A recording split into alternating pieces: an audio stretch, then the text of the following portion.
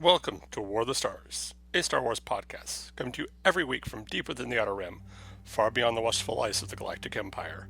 Join your hosts, John Mark Tolley, Garrett K. Jones, and Brian Karasik, as they discuss the various facets of the saga's lore, characters, review the films, and discuss every tidbit of news coming out of Lucasfilm. And remember, this isn't just my Star Wars, this isn't just your Star Wars, this is our Star Wars.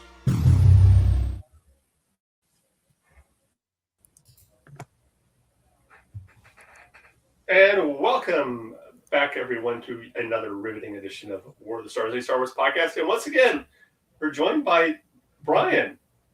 Welcome back, man. We missed you last week. Hello. Yes, I missed you guys as well. I was stranded in the distant region of IKEA. People usually do pay big money for that. It's unfortunate, too. I was telling my daughter, honey, we got to hurry. If we're here when the sun goes down, they make you work here for 20 years. And then, conveniently, the person ringing us up looked a lot like someone we saw shopping earlier in the day. I was like, honey, look, it's that guy. And she's like, Dad, are you serious right now? Dad, are you being serious? I was like, I think that's him. I think it really is. Oh, jeez. Luckily, my daughter knows me well enough by now that she's 90% of the time I make a face. Like if I make I'm being serious right now face, she knows I'm not. Yeah. But at any rate, yes, I am sorry to miss it. I missed it. Yeah, I told him that he missed the opportunity to have Brian squared. Yes. Yes. Yeah, that would have been. Though I don't know if the galaxy can handle two Brians in one. I don't know if there's some sort of it's inadvisable in most conditions. Yeah. Too many Brians are. Yeah. Last week we were talking about the different Star Wars novels and books that have been on our reading lists, and Brian will ask you about that later towards the end of the episode. But this week we are talking Tech Talk again, and part of the theme for the month is droids, and so we're going to be talking about the technical specifications of droids. Yes. It's interesting to look at droids. We kind of talked about droids a couple weeks ago, but I don't know if you guys remember the old commercial. There's an app for that. Mm-hmm. Well, it seems like in the Star Wars universe, there's a droid for that. There's a droid for everything imaginable that you might need, or you might, any type of, and they seem to be very, like, even the poorest of the poor in the Star Wars universe have droids. The economy of the Star Wars universe is hard to gauge.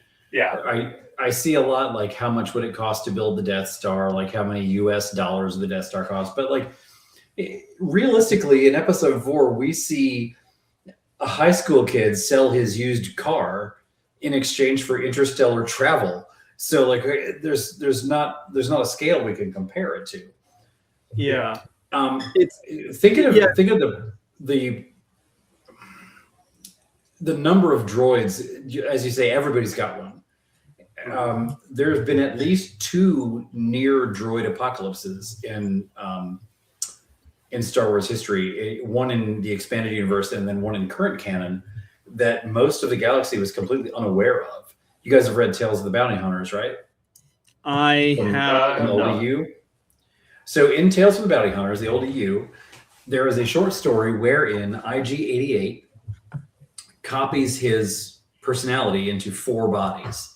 IG-88, A, B, C, and D.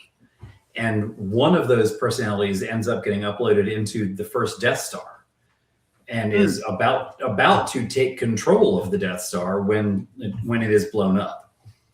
But meanwhile, another of the I forget which one, but another one of those IG-88s has taken over one of the major droid production facilities. It's like a planetary droid factory, and it's just producing a planet worth of droids, all of which are subjugated with this Order 66 level droid slave code that basically IG-88 can throw a switch and make every droid in the galaxy an IG-88 slave unit.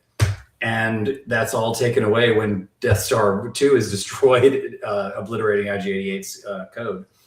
And then I just finished reading the most recent Vader comic series, and there was a droid plague. Also, all the droids taken over by some evil entity controlling them all. So it's this ubiquitous race of droids everywhere that can be so easily controlled by, a virus. I think could really lead to some interesting storylines down the way. Oh, absolutely. I mean, it would be Skynet, all over the place. Yeah. But, I mean, I'm looking here. It's interesting because, a few weeks ago we were talking about droids and whether or not they're considered sentient beings, or if it's just the AI programming them to think like that, and whether or not they're really alive and have any kind of free will. But what's interesting is droids are actually put into classifications. You've got your first. I'm going to put it up here on the screen here, so that break it down, Garrett, so that you guys can see what I'm looking at here. But you've got your first class droids, which are made up of they're skilled in mathematical, physical, and medical sciences. So surgical droids, midwife droids, medicine droids, stuff like that. That's the midwife droids. Which is weird because, what is a midwife droid going to do? I mean, the whole purpose of midwives is that they help with delivering babies, but they also serve as kind of a wet nurse. And how do you get a wet nurse out of a droid? Wait, you know what? Scratch that. I don't want to even know the answer. Yeah, it's an awkward. You don't want to know that. It's an awkward implement, but it is dishwasher safe. Anyway, then you've got your second class droids, which were skilled in engineering and technical sciences. So these are going to be your pit droids, your treadwells, your basically your power droids. Then you've got your third class. These are skilled in social sciences, so security droids, luxury droid. I've never heard of a luxury droid before. Valet droids. I would assume sounds sticky. Yeah, it does. And I would assume at some level this is where you're going to have your protocol droids as well, because they're social. Then you've got fourth class, which includes guardian, police droids, security droids, and battle droids of various kind. And then you've got your fifth class, which are your Gonks series power droids, your repair droids, your pincer loader droids, and anything basically that does the mechanics work. I'm not seeing your screen, Garrett. What's the source of this? This is coming from Wikipedia. Okay, a couple of those were in a couple of categories. What the heck?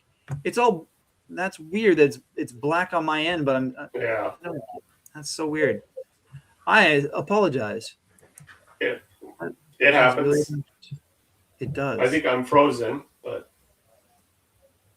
yeah, you've got that whole carbonite effect going on. Can you hear me at least? We can hear you. Okay, you guys are frozen too, but as long as we can hear each other. Oh wait, I've got carbonite deafness. No, I'm just kidding. I can hear you. So I think there may have been something going on with the anyway. So different droids are classified based upon their skill set and how they're designed and what their function is supposed to be. So this is kind of wild. Yeah. As with most things, I got to relate this back to Darth Plagueis. We meet 114D, who is a medical droid with some protocol droid training, and we see basically Plagueis just bolts a bunch of extra memory nodules onto this thing, and it becomes a walking Sith library. So there appears to be some upward mobility in these classes where they can expand their memories and as well as their capacity for work. Do you know of any other? So 114D was a protocol droid that became a medical droid, and sort of by virtue of that became a Sith operative. But then also 4LOM was a protocol droid that became an assassin droid / bounty hunter. Right. I'm trying to think of some others that may have expanded their role. Well, I mean, think of 000. I mean, 000 had been originally designed as a protocol droid, and I mean, granted, he had been repurposed and reprogrammed. I'm not sure about that. Was he? That was my understanding. Was 000 Not the yogurt.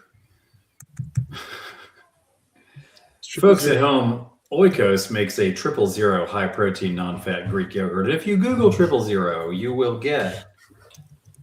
There we go. So my question into my search here is: was he repurposed from being a protocol droid, or did he change his programming? Okay. Initially intended to create a standard protocol droid, the matrix became dangerous due to its psychotic nature. Okay, so yeah, my mistake. It's been a little while. Carry on, please. Yeah. So yeah, he was created centuries. So he's a centuries old droid, like, and that's part of the reason why he went insane is that he was a corrupted AI. He was dealing with rampancy rather than thinking himself to death like a smart AI would, because he wasn't exactly a smart AI. He basically just corrupted and don't listen, Trip. He doesn't know what he's talking about. And started considering sentient beings and organic beings worth killing. And so he did get repurposed by Dr. Afra, but and she inserted the matrix into a protocol droid body. But Leia calls him Creepio. It's really funny. Yeah. So I'm kind of curious as to what his initial chassis looked like, because that would have been very interesting. He's pretty comfortable in the protocol droid chassis. I always got the sense that he was pretty much made for a C3 chassis. Yeah. But that also could have just come from time and experience too. Yeah. Yeah, it's. I mean, do we have a lot on the technical aspects of droids, like how they're made and how? Because we see the insides of them, but I don't know if we really get into the weeds of like the matrix and how everything works and what goes into installing an extra pair of arms. Like how hard is it? Yeah. We talked on a recent show about Mr. Bones in the Aftermath series by Chuck Wendig. Yeah. Mr. Bones has some flashbacks where he reminisces to a time where he remembers having 4 arms. So we are led to believe that there's some General Grievous code patched in there. Yes. But I always think that was interesting. Like, of course, if you're a droid, having 4 arms is no more difficult than having 2. It just comes with the code. So I'm looking here, and according to my research here, and I hate to sound like that kid from Magic School Bus, according to my research, they originated thousands of years before the Battle of Yavin, approximately 30,000 plus years. I think they predate the Sith. By in the species, not the Sith religion. Yeah, when we in the book that I just got done reading, the Dawn of the Jedi, she has a droid, and this takes place like 25,000 years before the Battle of Yavin. Yeah. So she had a droid. She had a droid then. It almost is described as a precursor to a Gonk droid, like a combination of if a Gonk droid and an R2 had a baby. Gotcha. So it's got like the personality of an R2, but with the closer to a body chassis of a Gonk. Okay, so one of what I'm seeing here, one of the earliest species to ever put or employ droids into production and use was a species called the Gree. Yes, who are Okay, they're cephalopodic species. They are a type 2 atmosphere breather. So we're not entirely sure what their atmosphere is. But they're short. They're just shy of being about the same size as a human. But yeah, they're from the Outer Rim territories, and they were some of the first to include using droids in their day-to-day lives. And it's funny. It's a quite a claim to fame to be the first species in the whole galaxy to be like, you know what? It would be cool if somebody else were here to do this work. Well, they didn't just use droids in their civilization. They were the first to use droid armies. Oh, specifically, the Infinite Empire or the Rakata heavily used droids produced by the Starforge for security and for labor. That's a group we need to talk about later. Is the Rakatan Empire, because they were just nasty. And basically, the function of a droid was basically to handle all the mundane or dangerous tasks that humans couldn't. Yeah. And because they had the sophistication and processing ability of an AI, they were able to do things a lot faster without wearing out, without being tired. You just had to replace and repair them as necessary. Yeah. And most droids were semi-intelligent. Yeah, it makes sense. If you're wanting them to do complex jobs, that you want some semblance of intelligence so that they can problem solve and work, or things like that. Especially if you're, like I said, working with complex issues, and or you're going into battle. You need them to problem solve, come up with complex scenarios and ideas, and so it makes sense that you would give some sort of intelligence and problem solving ability. Meanwhile, every time I ask my robots for help, they just tell me they can't find the Wi-Fi signal and I have to try again later. Yeah, I've been there. I got something. This is kind of crossing the wires, but we have some friends of ours who they named their Roomba Dobby. Oh, nice. And I made the joke of, don't give it a sock, otherwise it will stop working. And just... Yeah. Pretty accurate. If I ever get an autograph from Jason Isaacs, he's autographing a sock, that's for sure.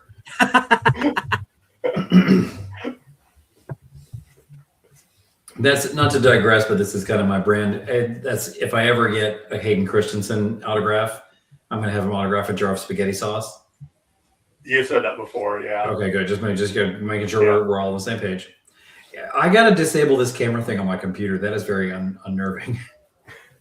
Where it's following you? Yeah, it pans around. Although I do like having my cane here and then my McDiarmid pictures here. There it goes. It listened to you, Brian. It's thinking. So I know that I have harped on the Gonk droid's pain sensors in its feet in Return of the Jedi, but I did see something funny along those same lines. Like for every evil droid in sci-fi, there's an engineer somewhere who installed red LEDs in its eyes. Like, well, let's put red LEDs in, like just in case.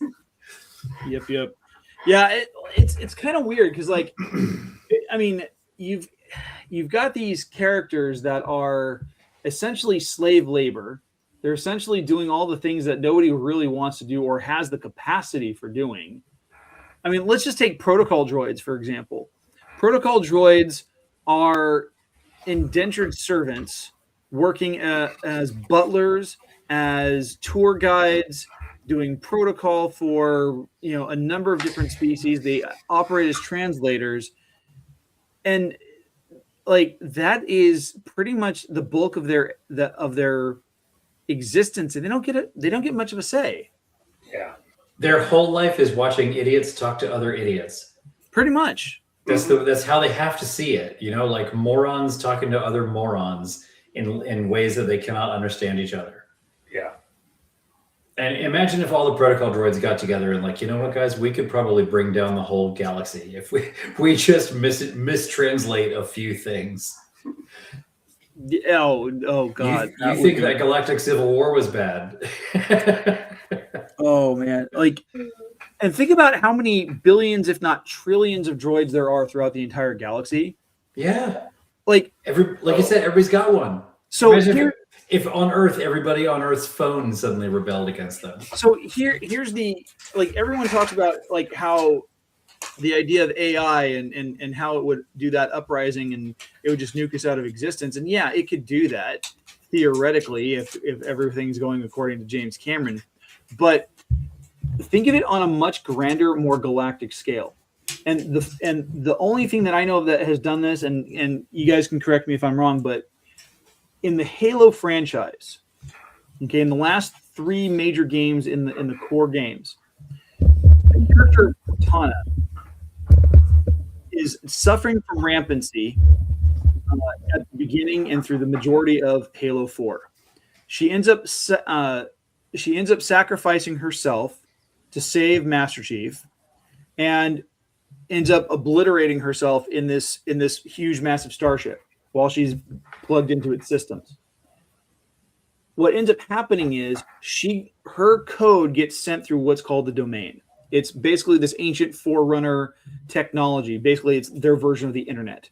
All data, all information, and it actually cures her of the rampancy, but it solidifies some things in her head and allows her to engage in making a corporeal form that isn't just, ones and zeros and lights and all that. It's a physical, tangible form.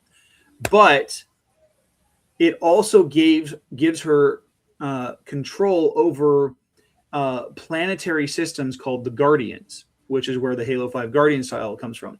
And she uses these she starts summoning them to police the galaxy. And if planets choose to not fall in line, she uses them to EMP their entire planetary system. Or in the case of one planet in between Halo 5 and Halo Infinite, she destroys it, like physically cracks it open with one Guardian. She also communicates with AIs all across, not just human AIs, but Sangheili AIs, Jiralhanae, various different alien species and their pre-programmed AIs. She is contacting them and getting them to join her.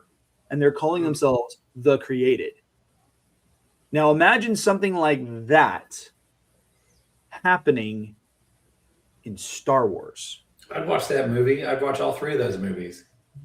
It would be way more intense than I think even someone as determined and as calculating as Palpatine would be. Oh yeah. Well, imagine if, like, the Battledroids, and the battle commanders had decided to turn on the separatist, and their separatist leaders. How would they have protected themselves? They wouldn't have.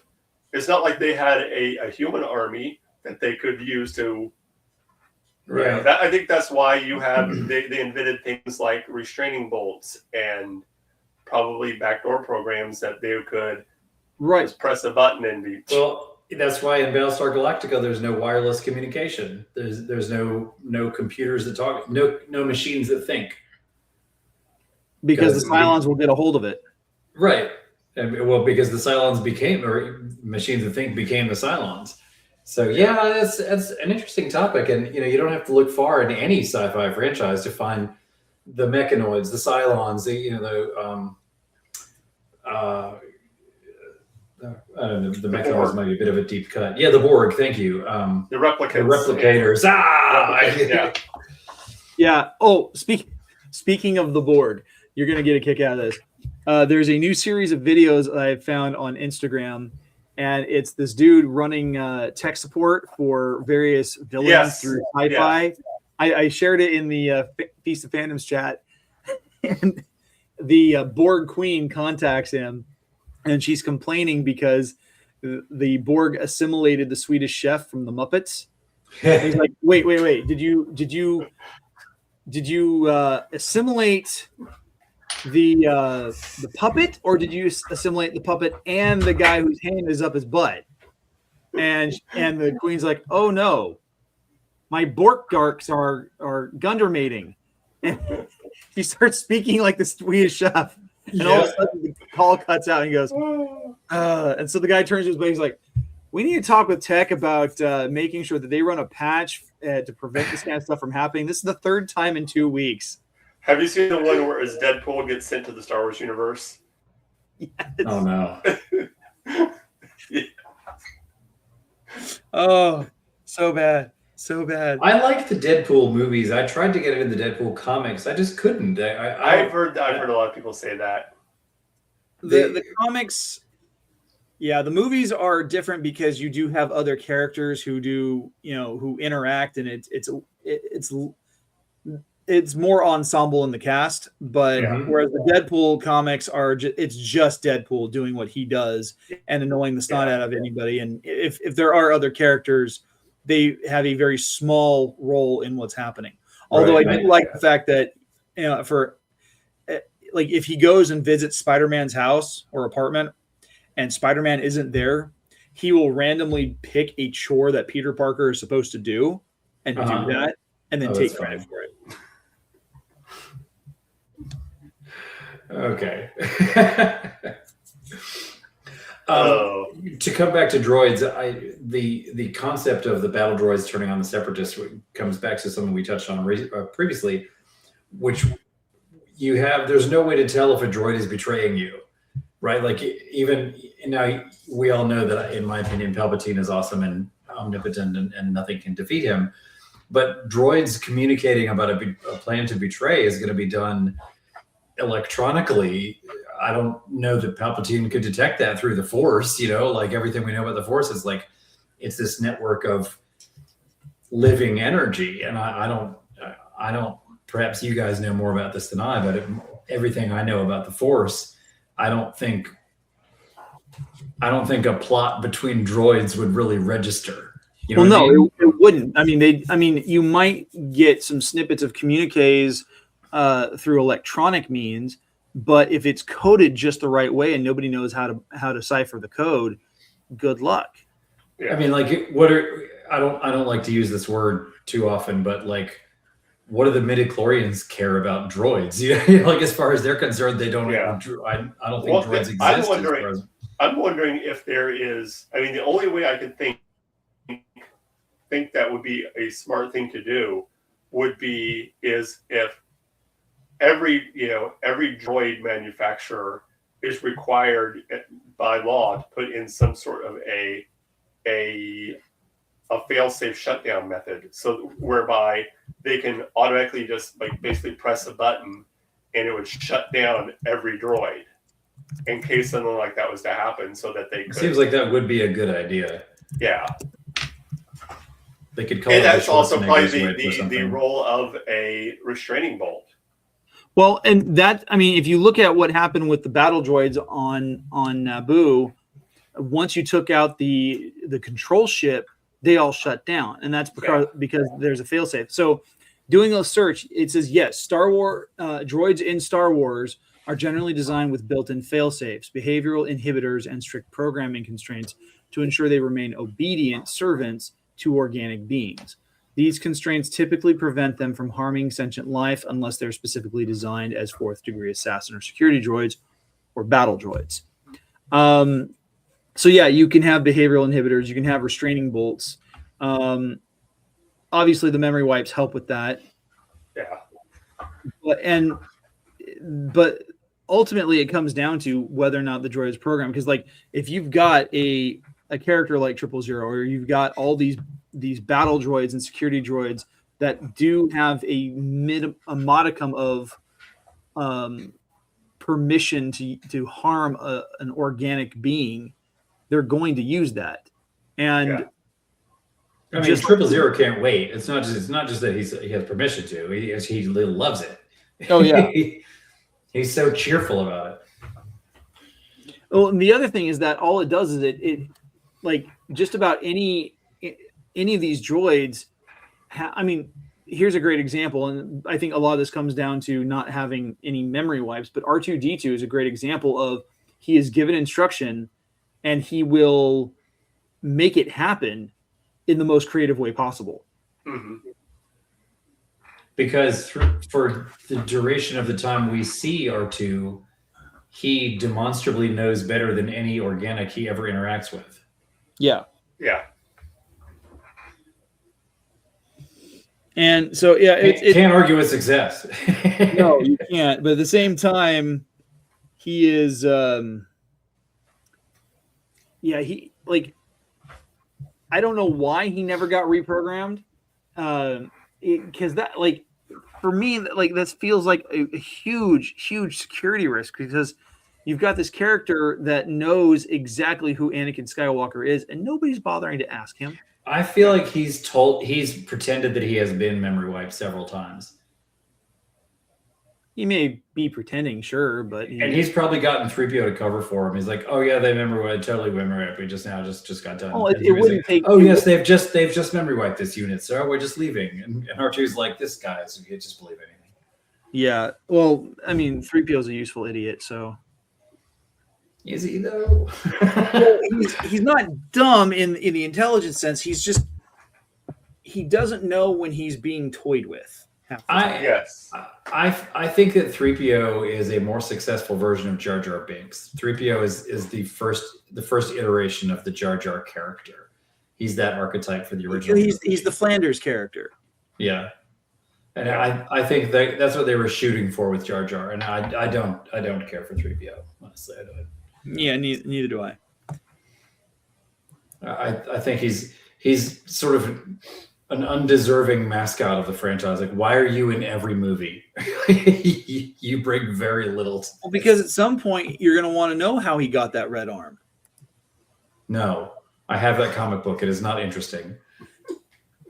So exactly how did he get his red arm? Acid rain. That's it. Yes, he was in a cave with another droid. The other droid sacrificed itself so 3PO could live. That arm was all that was left of the other droid. 3PO took the arm and used it as like a tribute. It's not interesting. That is not worth buying a comic book. I was mad at it. That is awful. I know. Anyway. I'm glad we touched on droids again, because I do think it's an interesting topic, and they feature more heavily in Star Wars than most other franchises. There's not nearly so many robots in like Star Trek or Babylon 5. I don't never watched Babylon 5, so I wouldn't know. No, not really a lot. I mean, there's computers, but not a lot of robots. But Stargates doesn't have any of that. I mean, Battlestar Galactica, obviously, but it's kind of a different thing. So droids are much more a part of the ecosystem, as it were, in Star Wars. It's an interesting topic to me, because I was one of those kids growing up. I wanted a robot best friend. Like, that's just like my goal. See, when I was a kid, I wanted basically a robot clone, so that I could program to go to school for me and do all my schoolwork, and then I could go play with my friends. Absolutely. Yeah. And then it would be just cinch enough that it could, pass for me, but then I could turn it off when I got home, and it would just be in the closet. Yeah, that would be pretty cool. Yeah. I feel like I should also admit that I did write a story about Darth Vader traveling through time to convince the Debbie Rathall to go to the prom with me. And he may have also killed a few members of the football team, but it's not important. That sounds like a twisted version of something I've seen in a movie from 1985. Gotta stop. Not sure why. Not sure why. Seems familiar. I do think it's interesting. Do you think so? Now that I think about it, droids really do play a large part of the storyline in Star Wars. Do you think that Lucas's early film history, his experience watching Film League and Metropolis and all that, do you think that factored in there? I think 3PO is obviously a callback. Oh yeah. Oh, absolutely. Because just you look at the design with the gold and the automaton look, it's quite similar. And you look at the old Ralph McQuarrie drawings, it looks exactly like something that you would have seen in that film. Yeah. So I would say it. I mean, he drew from so many things like Seven Samurai and various other samurai films. He drew from Arthurian legend. I mean, if you look at Luke's story arc right down to a T, it's Uther Pendragon and Arthur. Mm-hmm. Yeah. Pulling the lightsaber out of the stone. Yeah. So yeah, I would not put it past him to have picked up some stuff from those earlier viewings, those other precursor films. Something interesting you mentioned too. I always find that interesting about Star Wars tech. I think I've mentioned this on the show too, but you mentioned the 000 personality matrix was developed thousands of years before the Galactic Empire. That's kind of a trope we see in Star Wars a lot. Like it's like technology froze 10,000 years ago, right? Like we go back 10,000 years in time, and we see characters using laser blasters and traveling through hyperspace and droids and lightsabers, and like it's all the same stuff, right? Like some of it looks different, like different shaped ships, but it's all still there. Well, I mean, think of it in terms of tropes. I mean, look at a great reversal of this is Game of Thrones. Why is it that the technology for battle and warfare has not progressed since medieval times? Yeah, that's true. No. There's an actual answer to this. Oh, okay. Dragons. Oh, all right. What are you going to develop that's more powerful than a living, breathing, fireball? That's true. Yeah. Nothing can account for that. I mean, yeah, you've got like another example would be Harry Potter. Most of their aesthetic comes from 17th, 18th, and 19th centuries, as far as the way that they dress and their styles and all that. They have no need to look modern because they don't do anything modern. Most modern technology fails around magical environments like the Ministry of Magic or Hogwarts. Because the magical field is just too strong. It wipes out the technology. Have you read that Rowling came out and, apropos of nothing, announced that wizards didn't use toilets until like the 1800s? Yeah, that showed up somewhere on her website, or she's just like, oh, by the way, wizards just it wasn't just like, why do we need to know this? It wasn't. Well, I mean, everyone used a chamber pot, but like as far as like standardized flushed, plumbing and all that, it was a different matter altogether because they just didn't need to adopt it for right away. Right. Because, I mean, yeah, you could go to a privy and cop a squat and fine, whatever. You've got a house elf who's going to clean it up for you, or you can whisk it away with magic. Why use flush plumbing? Right. Because, I mean, where's in the castle? Where's it gonna go? Good question. Who like? Why do they even need plumbing at that point? Why do they need electricity? They've got electricity. How? Why? It makes that no reminds me a little bit. We touched on Stargate. In Stargate Atlantis, we meet a lot of planets that are under the thrall of the Wraith, which basically allow these sort of medieval civilizations to get to a certain level of development, and then they just pillage them. And so that, which kind of speaks to why we only ever meet Shakespearean level populaces in those shows. Well, the other thing is, I mean, you look at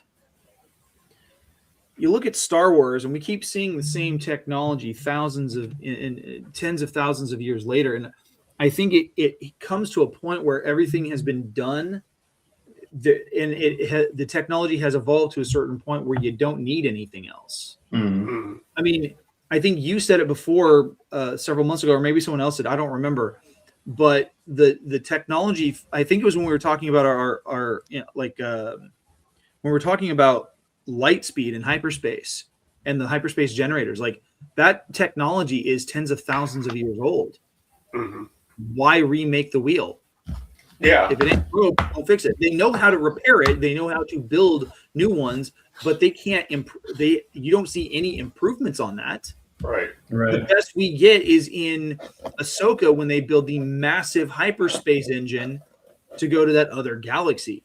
And that's the bulk of it. Yeah. Mm-hmm. It's just interesting to me how we're stuck in this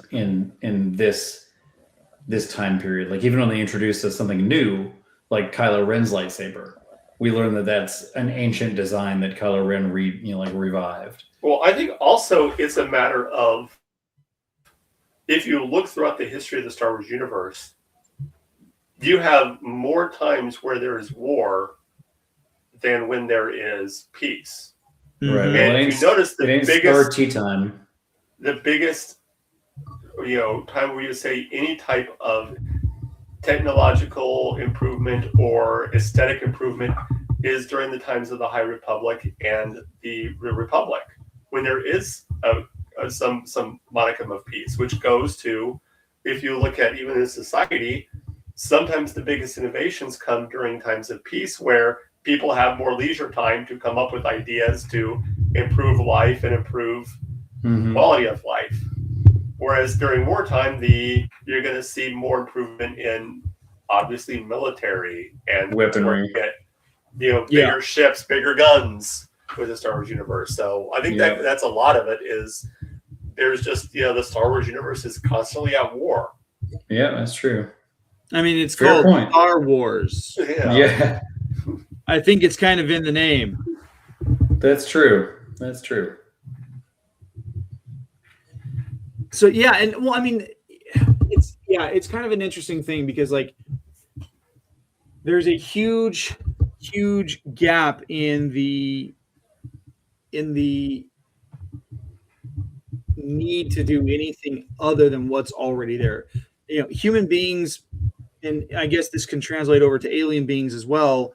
We find the path of least resistance. If we've got something that works and we know how to repair it, we know how to make it, how to make new ones. For the most part, we're pretty good about that. We're pretty ingenious like that. It takes a lot more time and energy to. What is that sound, Brian? Oh, sorry. What was that? That I was just making an adjustment on my microphone. Oh, okay. I should have muted it first. Like path of least resistance is a common thing, and why do anything different? I mean, yeah, you can make a great new version of a Battledroid. It's a little bit sleeker, has better maneuverability, fewer weaknesses, better armor. Transparent plastic. Yeah, but I mean, at some point, it's going to be the exact same thing that's been done before with just a few improvements. You don't really have to make it brand new. And the other part of it is that if you can find a way of making an entire subclass of beings, artificial or organic, whatever you choose, who are capable of doing the things that you don't want to do personally. Yeah. I mean, let's just be honest.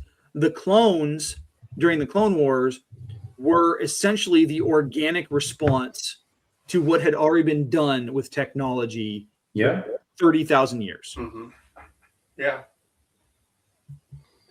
Well, even designs for different things, again, like you said, if it's not broke, don't fix it. If you look at designs of like the Venator class Star Destroyer, then you evolve that up to the Imperial class and the Executor class. It's basically the same design. They just got bigger and got different materials to build it. Just stack another Star Destroyer on top of it. Well, even with in today's world, if you look at ship design, the overall, especially if you look at like aircraft carriers, a little bit different because you have the flat top, but for like destroyers and battleships, it's basically, you can see the whole design is very similar. If you go back to the old sailing ships to on, they just kind of streamlined it, but it's basically a very similar design. Yeah, there's nothing new. Yeah. I mean, you look at, and you go into, I mean, you take a look at some of the sci-fi that's out there now. You look at, for example, Aliens, and what do the ships all look like? Boxes. No. You take a look at the Sulaco from Aliens from 1986, yeah, or 1987, whenever that came out. It looked like a gun. If you look at the profile of the Sulaco, it looks like a big walking gun. Yeah. All right. If you look at some of the ships from the human ships from Halo, they look like big guns. And the forward operating weapon on those ships in Halo is a huge Mac cannon. I should tell you, I've not played 1 minute of one game of Halo. You're missing out, buddy. You're missing out. Anyway, my point is that ship designs don't change much because there's no need to. If they're suiting their purpose, again, why reinvent the wheel? Yeah. So, still doesn't make any sense why Starfleet has their ships looking the way they do, but whatever. Hey, don't. Structurally, it just doesn't seem sound. Like, I mean, I get why in the actual canon that they had to be built in space because there's no way they'd be able to break atmosphere very well. Yeah. I don't know. Structural stresses would just be too much, but yeah. Anyway, but yeah. Why does the dish always have to pop off? Because everyone wants that flying saucer feel. Makes sense. Although, to be fair, that was never included until Next Generation when they did that saucer separation. Yeah. First time that happened, everybody's mind just went. I remember. I was there. Happen? It just wouldn't have looked right. I am never not in the middle of a rewatch of Lower Decks at this point now. Just like that's just always watch that. Always somewhere in the middle of Lower Decks. Usually season 4 somewhere. Yeah. Yeah.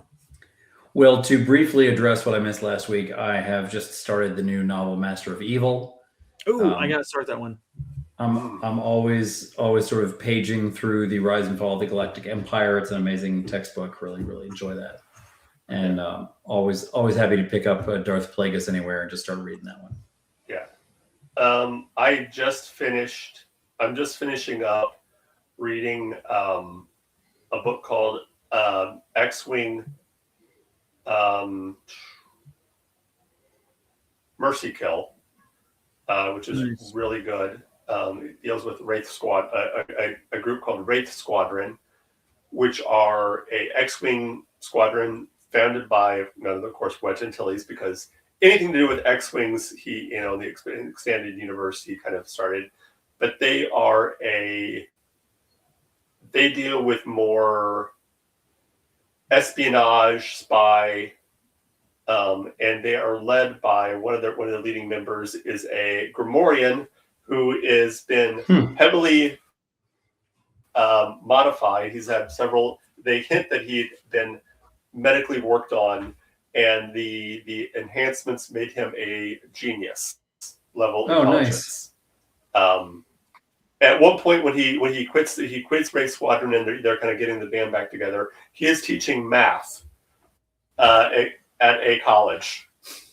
So you have a Grammarian teaching math. That classroom on the first day, like, come on, who's messing with me?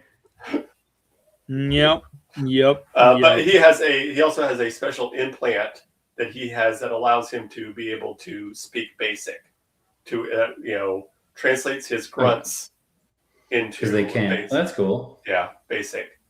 But it's really good. It takes place. It's in the old legends, and it takes place 44 years after the Battle of Yavin.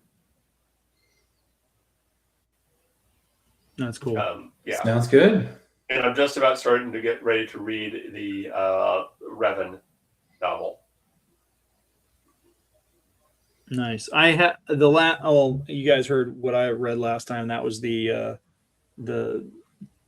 Tales from the Dark Side version. It's the short stories and vignettes. Anyway, yeah, I'm not currently working through any Star Wars books at the moment, but Master of Evil is definitely one of the ones that I have in my to be read file. I just got to get through a couple of others first. Right now, I'm currently listening through very slowly, unfortunately, but I'm listening through A View to a Kill, or no, sorry, For Your Eyes Only, by Ian Fleming. Who reads that? The audiobook is being narrated by Johnny Flynn. Don't know. Let me see if I can pull something up on him. We are currently reading the Beezus and Ramona books by Beverly Cleary. The audiobooks are read by Stockard Channing, which is very cool. Interesting note. Probably about 10, 11 years ago, I was in a play, a theater version, stage version of Tales of a Fourth Grade Nothing. Oh, wow. And Cool. I was the dad. Nice. Yeah. Nice. I don't know what Johnny Flynn's been in. I just looked him up, but he's done a bunch of stuff, mostly in Britain. And If he's reading Ian Fleming novels, yeah, he's probably that's pretty British. he's originally from South Africa. He was born in Johannesburg, but he's mostly raised in the UK because he doesn't sound like he's got a Jayburg accent.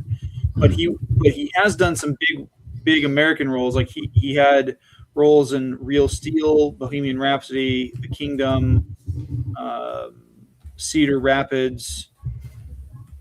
So I probably wouldn't be able to pick him out of a lineup, but I like the way he's reading it. I was going through a particular series of James Bond novels where the art had all been done the same, and each person who was reading was like a really well-known actor. A lot of them who have been in Bond films, like Rory Kinnear, and like he played M's assistant in the last couple of Daniel Craig films. Cool. And then like the version of Casino Royale that I listened to was narrated by Dan Stevens. Excellent. Yeah, it was really fun. So The books I've been reading, a lot of them have been narrated by a guy named Mark Thompson. Who does a really good. He's done a really good job of doing and making it feel more like an audio drama than just an audio book. Which is one thing he does a lot of Star Wars books. He adds. He did the Aftermath trilogy.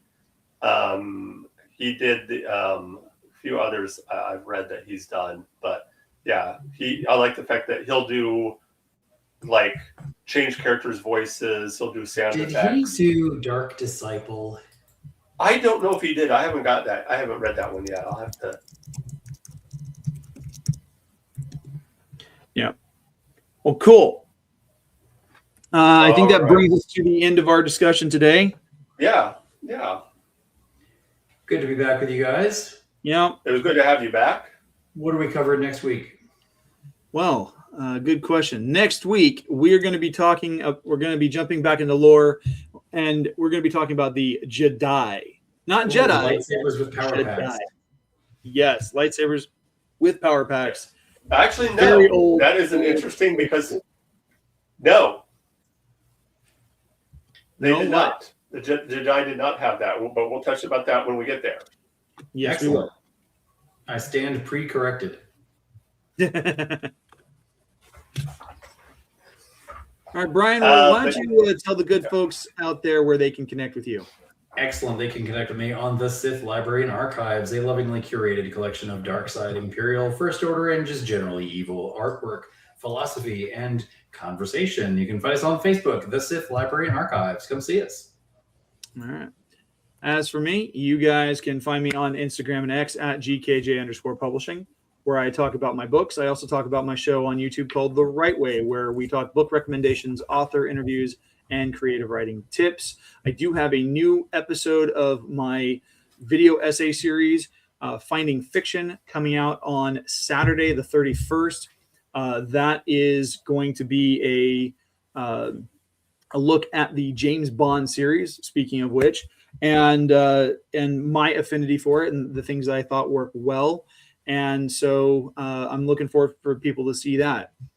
In the meantime, we just had a new episode of Snackame drop on Feast of Phantoms this last Friday. So go check it out. It was a lot of fun working on that. And we'll have a new episode coming up here in just a few weeks. Awesome. All right. Oh. Anyway, as for us right here, if you're going to get a hold of us, you can do so by going right here to the email that is warthestars1@gmail.com. All other social media is at warthestars77. Check us out. We're starting to do some fun stuff over there. We're going to start doing some polls, some questions, and just stuff like that over there. So check that out. Also, we are on Spotify. Check us out on Spotify. Just go to War of the Stars, search War of the Stars, a Star Wars podcast. You'll be able to find us there, or wherever fine podcasts are heard. If you want to support the show, Ko-fi.com/War of the Stars, or go to Spreadshirt.com/shop/War of the Stars and check out the cool merch there. We, as Garrett, I can speak words now. We are a proud member of Feast of Fandoms. Check out all the shows of Feast of Fandoms. Every type of fandom you can think of. You can find us there. Also, huge announcement. We are officially going to be a part of the Star Wars Podcast Day on February 7th. We will be doing a show for that. Probably not on that date, but we will be recording as close as we can to that date. We're officially part of that. We've been a part of that since the very beginning. And once again, we are proud to be a part of Star Wars Podcast Day coming up next month. So be listening for that show. That will about do it for this week. As always, remember, this is not just my Star Wars. This is not just your Star Wars. This is our Star Wars. May the Force be with you.